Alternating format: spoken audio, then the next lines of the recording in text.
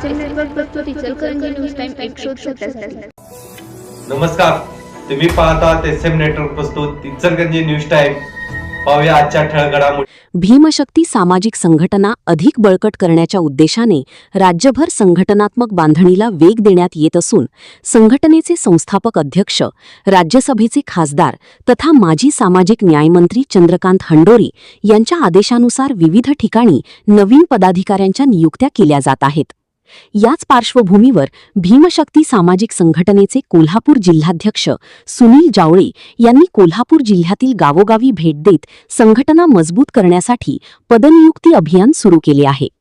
आज रविवार दिनांक 21 जून 2026 रोजी हातकणंगले तालुक्यात आयोजित कार्यक्रमात सौ फैजुनिसा हाफिजुल्ला शेख यांची हातकणंगले तालुका महिला कार्याध्यक्षपदी निवड करण्यात आली.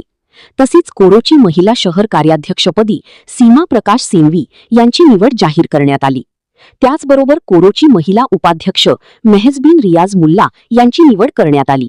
नवनियुक्त महिला पदाधिकाऱ्यांना नियुक्तीपत्र प्रदान करून त्यांचा सत्कार करण्यात आला. या प्रसंगी उपस्थित मान्यवरांनी संघटनेची विचारधारा तळागाळापर्यंत पोहोचवून समाजातील वंचित घटकांसाठी कार्य करण्याचे आवाहन केले. कार्यक्रमादरम्यान कोरोची गावातील महिलांनी कोल्हापूर जिल्हाध्यक्ष सुनील जावळे यांच्यासमोर परिसरातील विविध समस्या मांडल्या. विशेषतः रस्ते, गटारी, पिण्याच्या पाण्याची व्यवस्था, माळभागात ड्रेनेज व्यवस्थितेबाबत तसेच अन्य मूलभूत सुविधांबाबत तीव्र नाराजी व्यक्त करण्यात आली. यावर बोलताना जिल्हाध्यक्ष सुनील जावळे यांनी नागरिकांच्या समस्या गांभीर्याने घेतल्या असून प्रशासनाने तातडीने दखल न घेतल्यास भीमशक्ती सामाजिक संघटनेच्या वतीने तीव्र आंदोलन छेडण्यात येईल असा इशारा दिला. तसेच नागरिकांना आवश्यक त्या सर्व सुविधा उपलब्ध करून देण्यासाठी संघटना त्यांच्या पाठीशी ठामपणे उभी राहील अशी ग्वाहीही त्यांनी दिली.